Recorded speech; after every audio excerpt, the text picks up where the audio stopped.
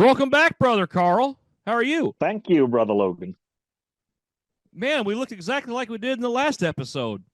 I can't Yeah, imagine why. It's at the same time. Yeah, it's just the same time.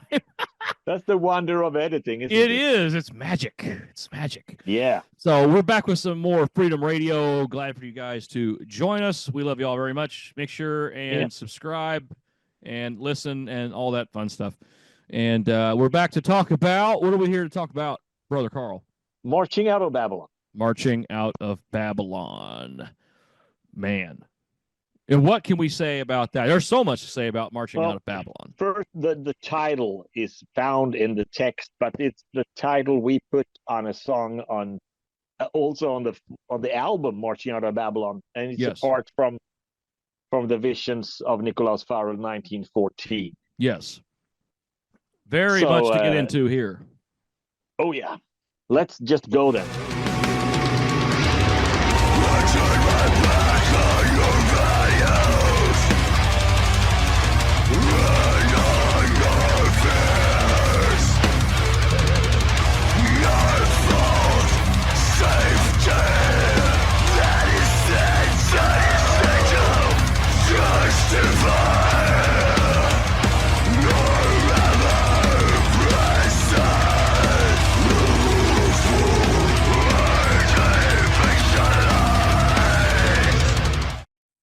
Oh man, boy, I could that.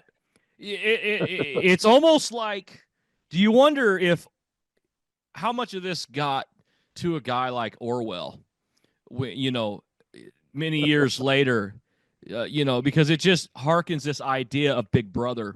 Because it's the first thing I see with that is like the face of Big Brother.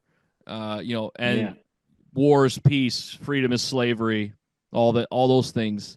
And also in those books, they have this eternal war because it makes people accept scarcity.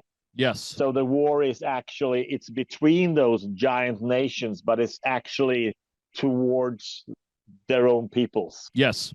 As long as we fight this war together, they will accept the rations. As long as we can remember, we've been at war with, was it Eurasia?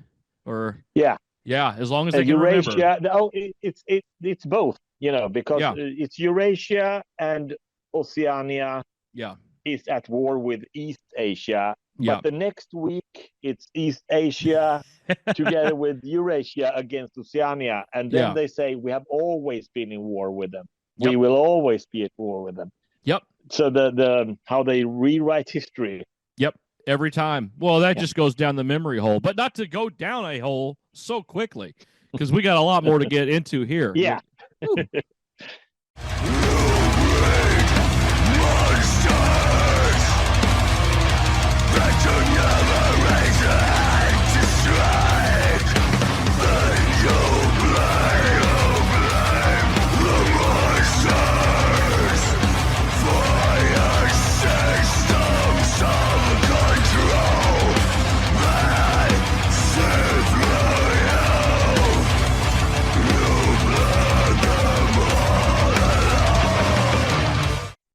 Wow, talk about visionary in these visions. Isn't that how what we see around us? How you never let the hammer fall on the real criminals. No. And every time it's he raped those children, but he had a hard childhood. You know. Yeah. You never really let the hammer fall, and then these perverts are the reason that they should like read everyone else mail and everyone else mails and look at we need those cameras for all the robbery. We've seen that. I've seen that so many times in my life. You start out with something maybe and we think on our end, we need this because of this problem, and then it ends up being that it was never about that problem. They wanted to do this for some other reason. They had to have, you know, you've seen that like Patriot Act, 2020. Yes, very.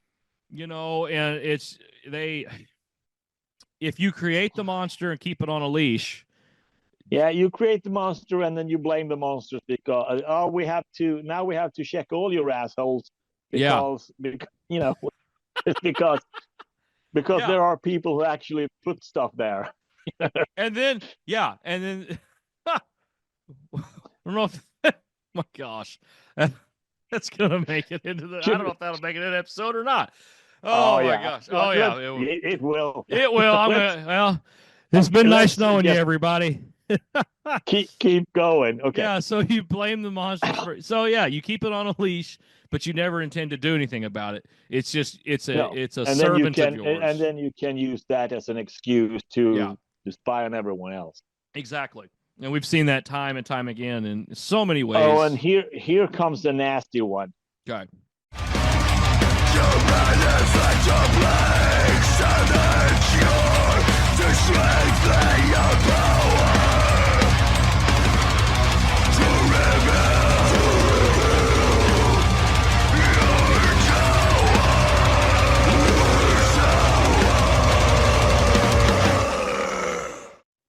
It just goes harkens back to the same thing of what he said before that.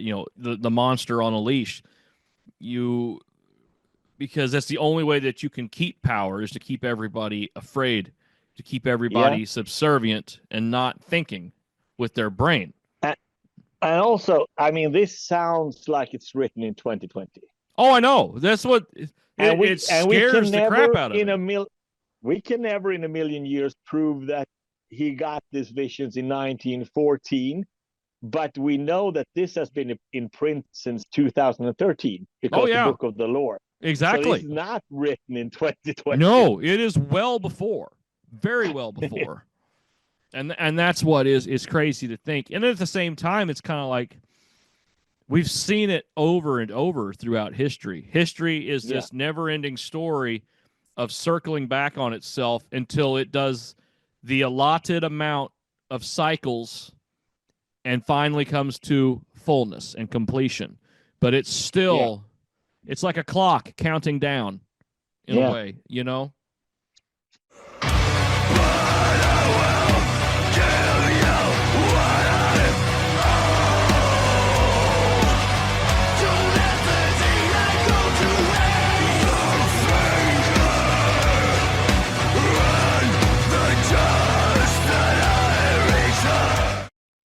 So what do you say about that? That's a part of the chorus.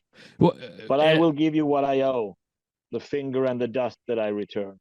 Yeah, I think that's just, that's Farel being Farel. It is Farel being Farel, and it's this idea once again of like, I'm not going to be told no. I'm not going to be told what to do, especially by something that's entire purpose is to enslave me for evil.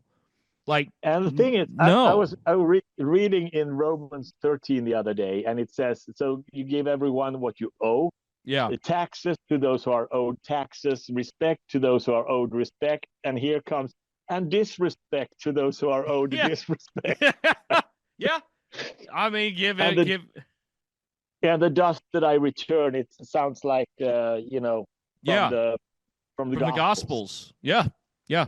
And you see it often today, Yes, but it's from the Gospels. Oh yes, it is very much so.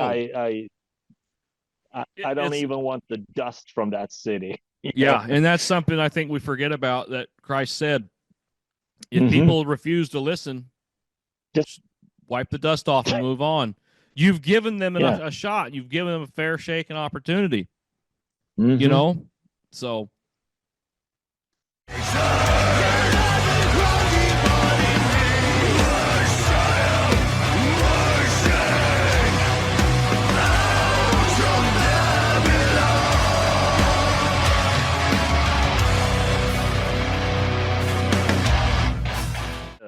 And just the idea, the vision and the your mind's eye, when I think about the term marching out of Babylon, is such a powerful term because, hearkening back to when the exiles were coming back under Cyrus and Darius and all the Persian kings let them come back. They were marching out of Babylon. They were returning home to the promised land.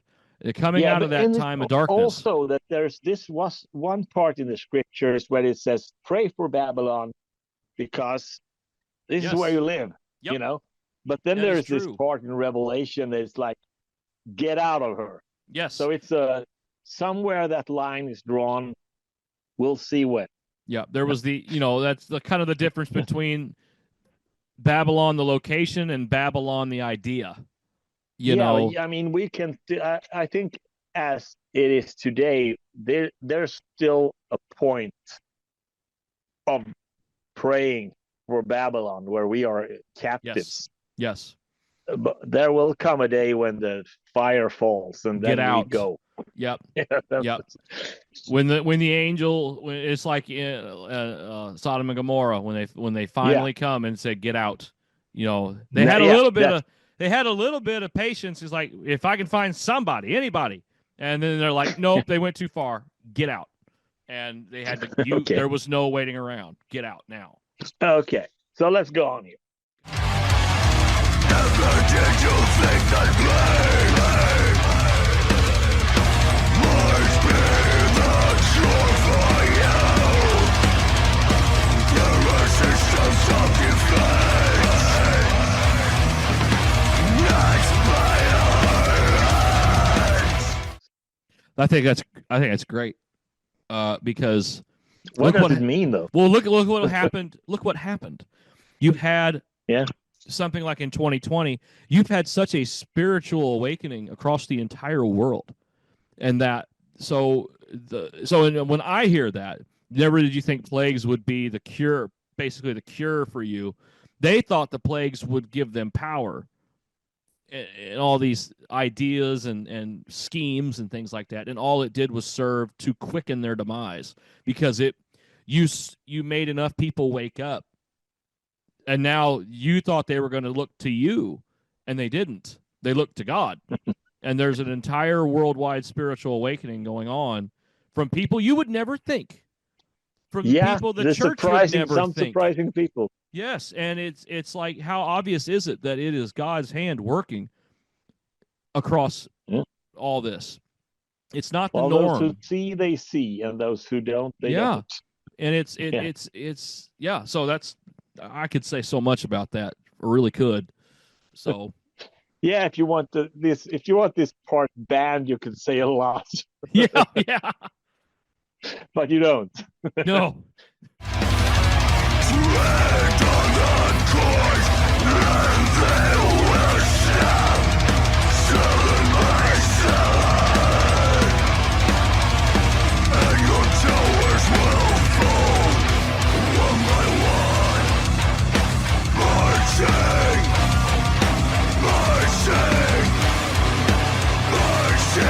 out of Babylon. Ooh, that's a. Oh man, what could he mean by that? It's like back to those systems of defense, right? When you when you see in like war movies when they set their foot on that cord and the shit hits the fan. You know, that's when stuff blows up. But here, 7 and 7, that makes me think of 7 bowls. Yes. And 7 trumpets. How these alarms go, like they go 7 by 7. Yeah.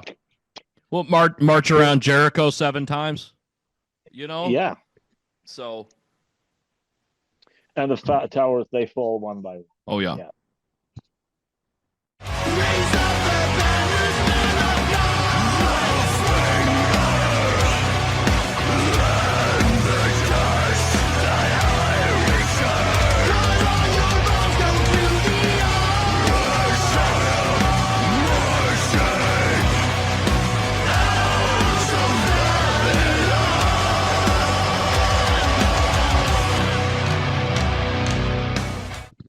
It's nothing left of the original. It's just stuff that we added to the album. Yeah. But it's worth seeing that too. So let's end with that. Yeah, let's do that. Really good, interesting stuff. Continuing on, looking into Farel's writings, and they've been used from different places over the years. So not much left now. Not much left. One more song that we know. Oh, yeah. Yeah, it's been really good looking into it. So this has been Freedom Radio. This is Pathos, and that's Karl over there from Pantokrator. We love having you guys here. Thank you for tuning in and discussing and hearing this discussion on things. So until next time, it's Freedom Radio. We love you guys. God bless. Stay metal. Stay free.